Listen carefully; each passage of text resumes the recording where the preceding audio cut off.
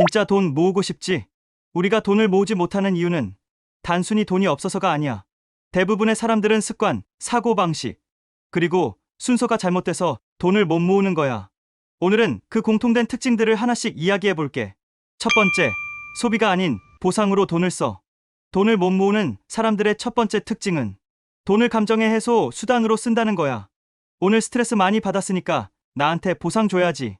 이 정도는 나 자신에게 투자잖아. 이런 말 하루에도 몇 번씩 하잖아. 그런데 이게 반복되면 습관적 지출이 돼버려. 문제는 이 소비가 나를 행복하게 하지도 않고 단지 순간의 위로만 줄 뿐이라는 거야. 진짜 부자는 기분 따라 돈을 쓰지 않아. 그들은 감정보다 목적을 우선으로 둬. 이 돈이 나의 미래를 위해 얼마나 일하게 할 수 있을까? 이 질문이 먼저야. 두 번째, 계획 없는 소비 습관. 돈을 못 모으는 사람은 돈이 어디로 흘러가는지 모른다.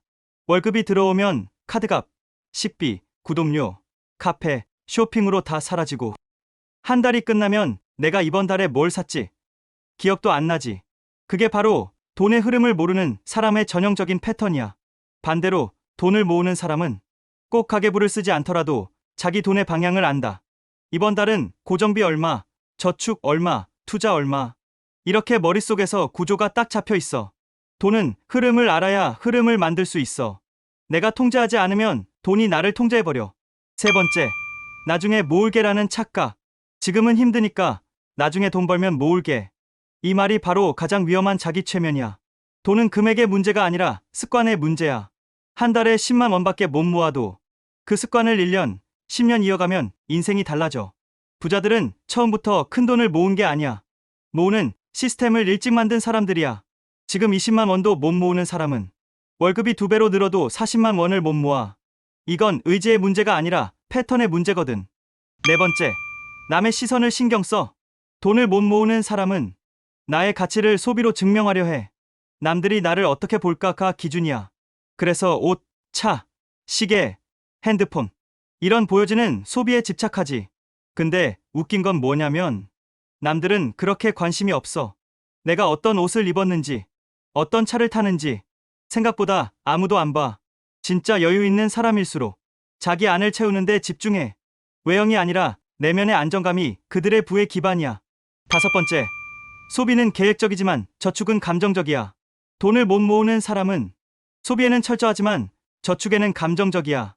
이번 달은 힘드니까 쉬자. 다음 달엔 꼭 시작해야지. 하지만 돈을 모으는 사람은 반대야. 저축은 시스템, 소비는 감정 조절. 그들은 자동이체를 걸어두고 나중에 남으면 저축하자가 아니라 저축하고 남은 걸로 산다는 마인드야. 여섯 번째, 목표가 흐릿하다. 부자가 되고 싶다.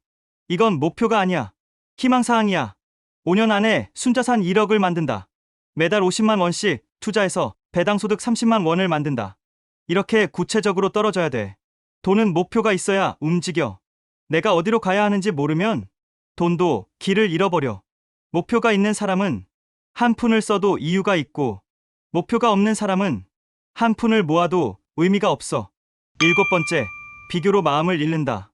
돈을 못 모으는 사람은 항상 남의 속도와 비교해. 쟤는 벌써 집 샀다더라. 나보다 월급 적은데 여행 다니네.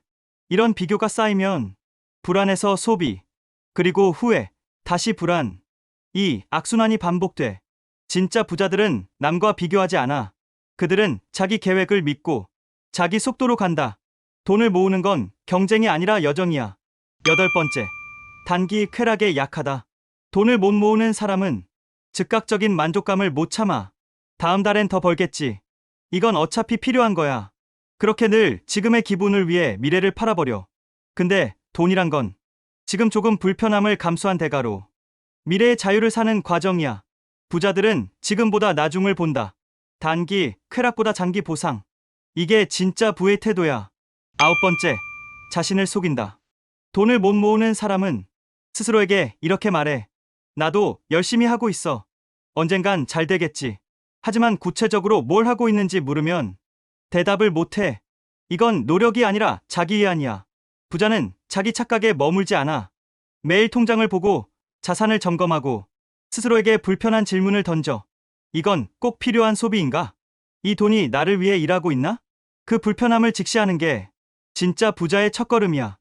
10번째, 돈을 목표로만 본다. 돈을 못 모으는 사람은 돈을 목표로만 보고 수단으로는 못 본다. 얼마를 모아야 행복할까? 언제쯤 여유로워질까? 그런데 돈은 행복의 도구지 목적이 아니야. 돈을 목적화하면 돈을 쓸 때마다 불안하고 죄책감이 따라와. 진짜 부자는 돈을 자유를 위한 수단으로 본다. 그래서 돈이 많아질수록 불안해지는 게 아니라 점점 더 자유로워져. 결론. 돈은 태도다. 돈을 못 모으는 사람의 공통점은 결국 태도의 문제야. 돈이 많고 적음은 시작점일 뿐이야. 부자는 돈이 생겨서 태도가 바뀐 게 아니라 태도가 바뀌어서 돈이 생긴 거야. 돈을 대하는 태도, 소비를 선택하는 기준, 그리고 나 자신에게 던지는 질문이 결국 자산의 크기를 만든다. 오늘부터는 금액보다 방향을 바꿔보자. 얼마를 모을까 보다 어떤 습관을 만들까를 먼저 생각하는 거야. 작은 습관이 쌓이면 돈은 어느 순간 결과물이 아니라 당연한 과정이 되어 있을 거야. 요약하자면 돈을 못 모으는 사람들의 공통점은 감정으로 소비하고 계획 없이 쓰고 나중을 기약하며 남과 비교하고 현실을 외면한다는 거야. 부자가 되고 싶다면 그 반대로만 살면 돼. 감정보다 원칙, 지금보다 미래, 남보다 자신.